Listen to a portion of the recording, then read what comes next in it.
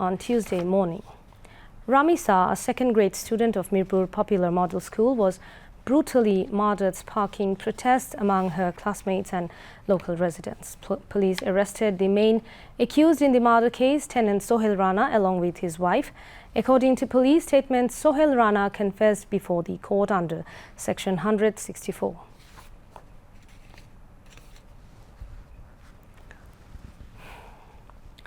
The entire country has been shaken with grief and anger over the brutal death of innocent child Ramisa. No one is able to accept such a tragic death of the little girl. Yesterday evening, Prime Minister Tariq Rahman met with Ramisa's family and assured them of a speedy trial for the brutal murder. Ramisa's father expressed satisfaction with this assurance. Many present became emotional at his cries of grief. Family members said that the incident must be properly investigated and the perpetrators brought under the law quickly. They also demanded the swift arrest and strict punishment of those involved in the child's murder. In the morning, reserved Sit MP Salima Rahman met with Ramisa's family and said that society is moving toward destruction due to lack of education, drug addiction and moral degradation. She called for a social movement to prevent such crimes. Meanwhile, law enforcement agencies are investigating the incident.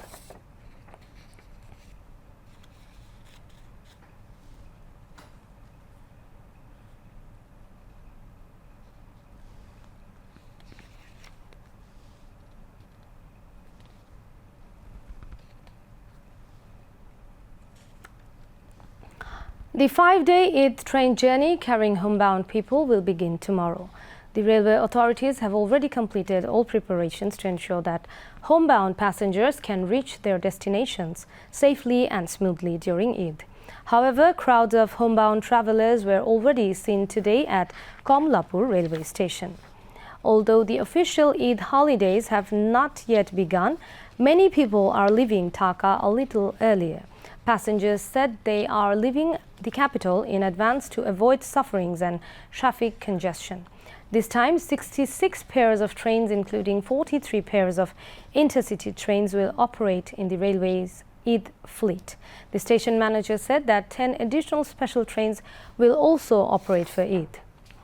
To manage passenger pressure, 25% standing tickets will be issued for each intercity train 2 hours before departure. To avoid scheduled disruptions during Eid travel, extra engines and coaches will be kept in reserve at Komlapur. This time, there will be 3 layers of checkpoints at Komlapur and airport railway stations during Eid travel. Barricades have already been installed at Komlapur railway station to prevent ticketless travel. The station manager said that the railway's top priority is to ensure that all trains maintain their schedule and the homebound passengers reach their destinations with safe and sound. Before Eid-ul-Adha, many people are leaving Dhaka to go home. Although government and private offices will remain open for 2 more days, many have started their journey early to avoid heavy traffic congestion and additional pressure on the roads. The crowds of the passengers were as usual early morning at major bus terminals in the capital, including Gaptoli, Saidabad and Mohakali. The travellers carrying luggage and accompanied by family members arrived at ticket counters ahead of their scheduled departure times. Passengers said heavy traffic usually happens right before Eid, so they decided to travel early, especially for the comfort of children. Transport operators said that the current passenger flow is still normal, but the pressure is expected to increase significantly once the official holidays begin. They also added that the extra trips are being arranged and preparations have been taken to ensure better passenger service. As Holy Eid-ul-Adha is knocking at the door, sacrificial cattle markets have been set up in different parts of the country, including the capital. However, no noticeable rush of buyers has yet been seen in the capital's market. At the Swadesh Sun Valley Field Cattle Market in the capital's Aftabnagar, the number of arriving animals are gradually increasing. Farmers and traders from different districts are bringing sacrificial animals to this market. Sellers said most of the animals this year are from local farms. Although feed and transport costs have increased, they are still hoping for good prices. While formal trading has not fully started yet, many buyers are visiting the market in advance to look at the animals. Some are bargaining while others are selecting observing their preferred cattle. Alongside traditional markets, online and farm-based sales are also increasing. Many farm owners are sharing photos, videos and detailed information of their animals on Facebook and other online platforms. However, many buyers still feel more comfortable purchasing animals in person at the market. The government has said that the number of sacrificial animals in the country this year is higher than the demand, so there is no risk of shortage. Special measures have also been taken to ensure security and animal health inspections at the makeshift cattle markets. Ahead of the Holy Eid al-Adha, demand for spices, edible oil and rice usually goes up. However, this year's market situation looks a bit different. Although ginger prices have increased, prices of other spices have remained mostly stable. Traders said there is an adequate supply of spices in the wholesale market ahead of Eid. Sellers said that the supply of local ginger is currently low, pushing up its price. However, stocks of other spices are sufficient. Some traders said that spice prices had already increased earlier due to the dollar crisis and are now stable at those higher rates. Rice prices are different in various markets. Vegetable prices are going down, but the price of eggs still high and vary from place to place. Eggs are selling at 145 to 155 taka per dozen. Meanwhile, broiler chicken prices have mostly stayed the same, selling at 180 to 190 taka per kilogram. Sonali chicken is being sold between 340 and 360 taka per kilogram. And we now move on to the international news. Despite progress in talks regarding a potential peace treaty between Iran and the United States, Tehran has taken a firm stance on the nuclear issue. This position by Tehran could emerge as a major obstacle to the signing of the Iran-US agreement. Iran has explicitly stated that under no circumstances will its enriched uranium be allowed to leave the country. Although U.S. Secretary of State Marco Rubio noted that the prospects for reaching an agreement are bright, he emphasized that the situation over the next few days remains highly critical.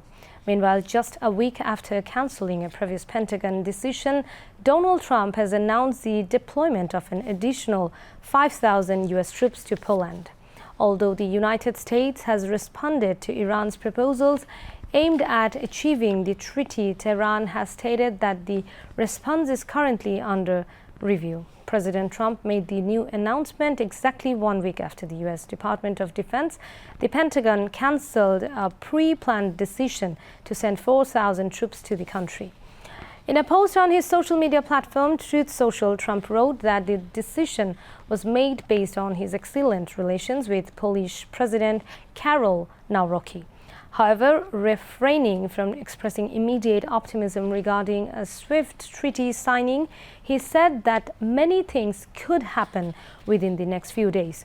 The U.S. Secretary of State added that the peace treaty negotiations are moving forward through mediators. The United Nations has delivered a stronger message to combat the growing risks of climate change. A major resolution has been adopted in support of the advisory opinion of the International Court of Justice (ICJ). The resolution states that taking effective measures to curb global warming and reducing the use of fossil fuels fall within the legal obligations of nations worldwide. Although a vast majority of countries voted in favor of the resolution, opposition from a few nations, including the United States, has once again exposed the deep divisions in global climate politics.